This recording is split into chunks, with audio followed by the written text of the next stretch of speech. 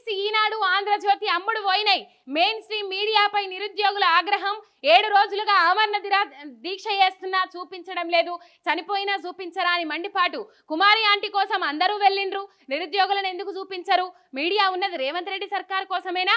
సర్కారు మీడియా దుమ్ము దులిపిన నిరుద్యోగులు వద్దురా నాయన రేవంత్ తొత్తు మీడియా అంటూ నినాదాలు. తమ వార్తలు కవర్ చేయాలంటూ చేతులెత్తి మొక్కిన నిరుద్యోగులు. గాంధీ హాస్పిటల్ దగ్గర ఘటన.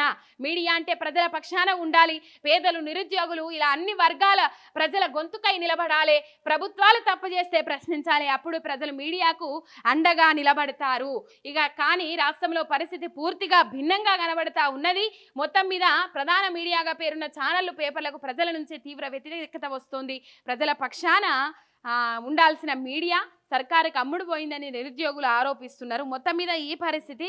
కొంతమంది కామెంట్లు పెట్టిండ్రు, ఆ పత్రికలో ఎందుకు చదువుతున్నావు, ఈ పత్రికలో ఎందుకు చదువుతున్నావు అని చెప్పేసి కొంతమంది అన్నలు, తమ్ముళ్ళు కామెంట్ పెట్టిండ్రు. వాళ్ళకు చెప్పేది ఏంటంటే, ప్రజా సమస్య మీద ఏవైతే కాంగ్రెస్ ప్రభుత్వానికి అనుబంధ సంస్థలు ఉన్నాయో అవి ఏ ఒక్క వార్తను కూడా హైలైట్ చేస్తలేవు.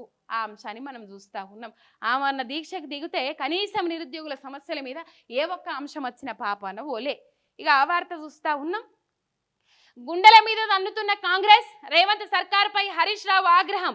కాంగ్రెస్ పార్టీ నిరుద్యోగులను ఎన్నికల కోసం వాడుకొని ఇప్పుడు గుండెలపై తన్నుతోందని మాజీ మంత్రి సిద్దిపేట ఎమ్మెల్యే హరీష్ రావు ఆరోపించిందని చెప్పేసి ఇంతకుముందు మనం చూస్తూ ఉన్నాం.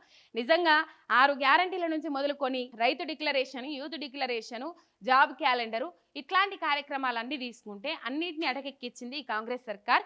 అడుగుతే మాత్రము మళ్ళా ఉల్టా బెదిరింపులు, ఈ కార్యక్రమాలకు తెరలేపుతా ఉన్నది ఈ కాంగ్రెస్ సర్కార్ అనేది అయితే ఇక్కడ క్లియర్ కట్గా తెలుస్తూ ఉన్నది మనకు. రైట్, ఎన్నికల్లో ఇచ్చిన హామీలు నెరవేర్చరా? ఓట్ల ముందు నిరుద్యోగులను రెచ్చగొట్టిండ్రు, ఇప్పుడు మోసం చేస్తుండ్రు. మేధావులంతా ఎక్కడ పోయినరు? కోదండరాం ఎందుకు మాట్లాడతలేడు? ఆయన గౌరవాన్ని కాపాడుకోవాలి. రేవంత్ రెడ్డి వచ్చి మోతీలాల్తో మాట్లాడాలి. నిరుద్యోగులకు బీఆర్ఎస్ అండగా ఉంటుంది, అసెంబ్లీని స్తంభింపజేసి కొట్లాడతాం. గాంధీలో మోతీలాల్కు హరీష్ రావు పరామర్శ. ఆమరణ దీక్ష విరమించాలని వినతి వెనక్కి తగ్గిన మోతీలాల్ నాయక్ అని చెప్పేసి ఇక్కడ వార్త చూస్తూ ఉన్నాం.